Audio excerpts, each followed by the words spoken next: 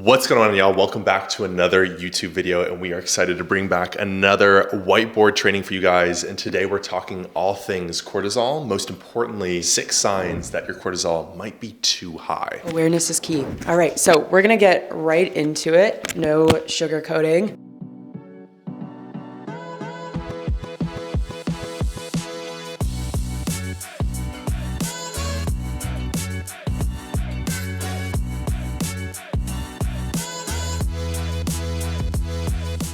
The first and one of the most prominent ones, if you do have too high of cortisol, is that you could be struggling to fall or stay asleep. So more specifically, if you feel like you are wired and tired, when you're trying to go to bed, you get that second wind. Or if you are having trouble staying asleep, meaning maybe you are tossing and turning a lot, or even more common, if you're waking up between the hours of 2 and 4, that can be a big sign that your cortisol is too high and it's spiking too early. So now we're gonna do number 2. I'm gonna have Audrey write down number 2 because my penmanship is absolutely chicken scratch. So number 2, as we can see here, is not hungry at all in the morning, okay? So it's normal to kind of wake up some mornings and not have hunger, but if you wake up majority of mornings for multiple weeks or even months on end, where you have an aversion to food, you're just not hungry whatsoever, and the thought of food even just is unsettling with you, then that is probably a potential sign again as well that we are dealing with a little bit more higher cortisol there as well. This one might be a little bit more obvious, but okay, if you just feel like your life is crazy stressful, right? So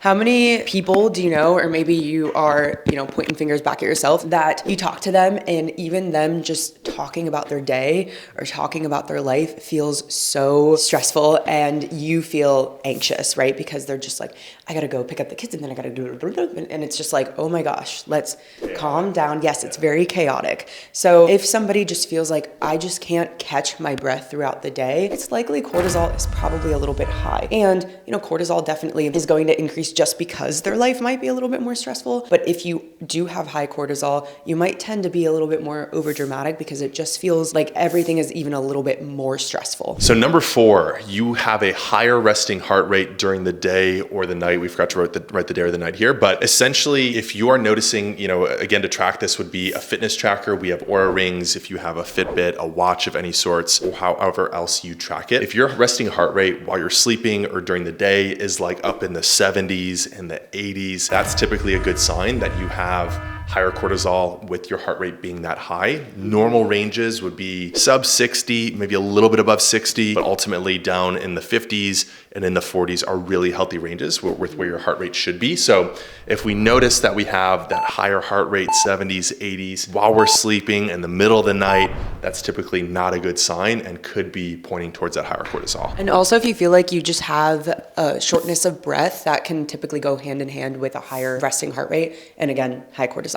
Okay, on to number 5. This one I have been experiencing. I know my body very well. I've had periods of high cortisol. I've also had periods of very healthy levels of cortisol. I know that because I actually get it tested. But one thing that I have been experiencing more frequently, along with some of these other symptoms myself, is going to be just feeling more on edge. If you feel like you're just getting more snappy quickly and you just feel like maybe little things are just getting to you, or for example, when I've been driving recently, typically I'm a very calm driver, may not be the most, I don't want to say safe driver, but I've been noticing if I get into another lane, or if I have a car that is even slightly, maybe coming into my lane, rather than just being oh, okay, taking care of it how I need to, I've been feeling that rush of heat, my heart, when somebody jumps out and scares you or you get scared, it's felt like that over small things. So it's if you just get really anxious or really scared off of things that maybe don't typically trigger you in that way, that can also be a sign of high cortisol. Number 6 is going to be shaky if you're not eating, right? So noticing that if you don't have your meals at certain times, you're shaking and getting a little shaky or getting shaky often. And really what this is kind of a correlation to, and this is what most people don't know, is that cortisol does have a correlation to your blood sugar, okay? So if we are having elevated cortisol and you're somebody that is, within healthy shape, you're not pre-diabetic in any sort of way,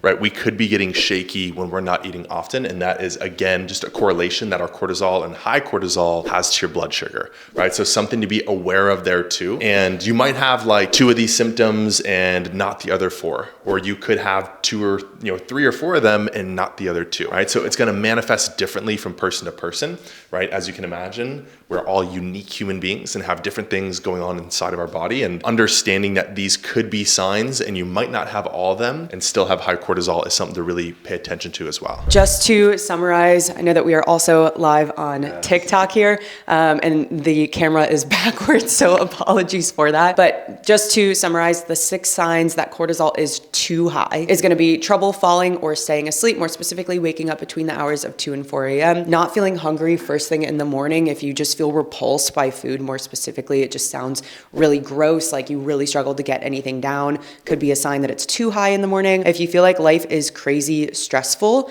and it's just go, go, go, and you just feel like you're almost like losing control of your day, a high resting heart rate, more specifically, what is your normal resting heart rate, and has it gone up by like 10 beats per minute rate, feeling on edge more, getting triggered more easily and angry, and then shaky if you're not eating often. Like if you're not eating every 2 hours and you're getting super shaky, that can definitely be a sign as well. Now we're going to kind of cap this little training off here by showing you just like a quick little graph of really what your cortisol should look like, your cortisol pattern, because we talk about cortisol being too high, but it can also just be like dysregulated in general. And what I mean by that is cortisol follows a pattern, right? So it's not just like cortisol is this fixed thing. You could have high cortisol first thing in the morning, but then it could be crashing way too low in the afternoon, giving you that afternoon crash, right? Or it could be, way too low in the morning and then spiking at night. So this really, let's say this is the day, right? A little graph here.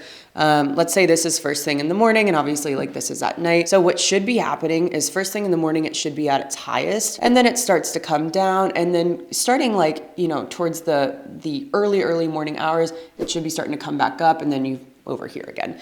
So obviously throughout the afternoon, it should be getting low, and then it should be hitting its lowest, like basically in the middle of the night, right? And then it starts to slowly come up in the early morning hours. But what can happen is here's like the middle of the night, cortisol could be too high. And that's why you might find that you're struggling to, stay asleep, or if it's spiking too early, right up here, you could find that it's waking you up, and now, you go to pee, or it just wakes you up in general, and now you're struggling to fall back asleep. Or it could be really low. We see this often. It's really low in the morning, and then maybe it's like spiking again, at night here.